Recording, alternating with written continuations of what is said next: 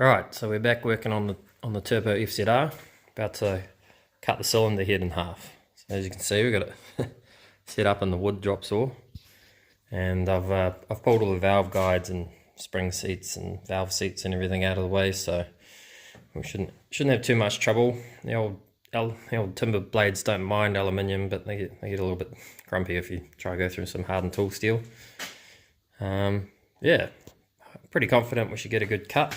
I've just used a couple of bits of tool steel down there as spacer blocks on some machine surfaces, and that will keep the head nice and square. And I think that's all I can think of. So, as the saying goes, I can't think of a single thing that could go wrong.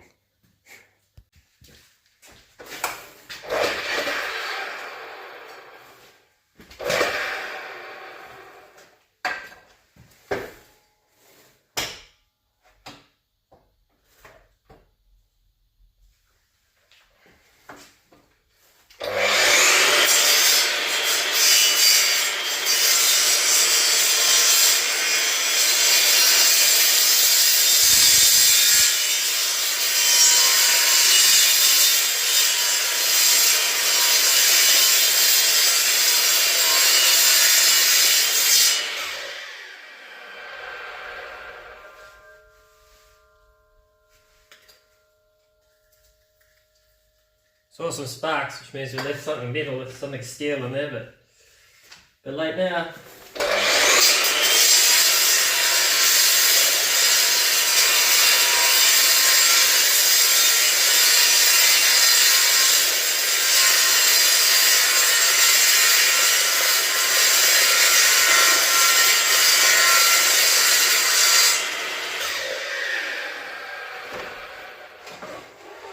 Just like that. Alright, well, here it is mocked up on the crankcases. So, yeah, fair old bit of missing engine now. Here's the turbo, which we can see.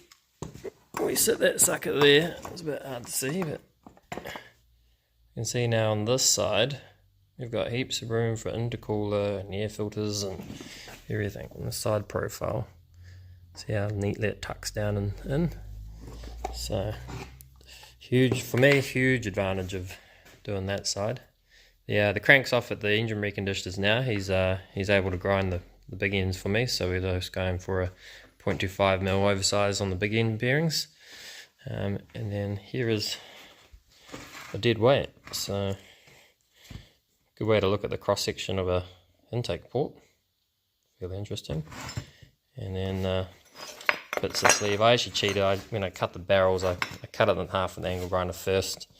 Saved me mucking around trying to press the sleeve out before putting it through the drop saw. So just left a bit extra on to take off with the drop saw.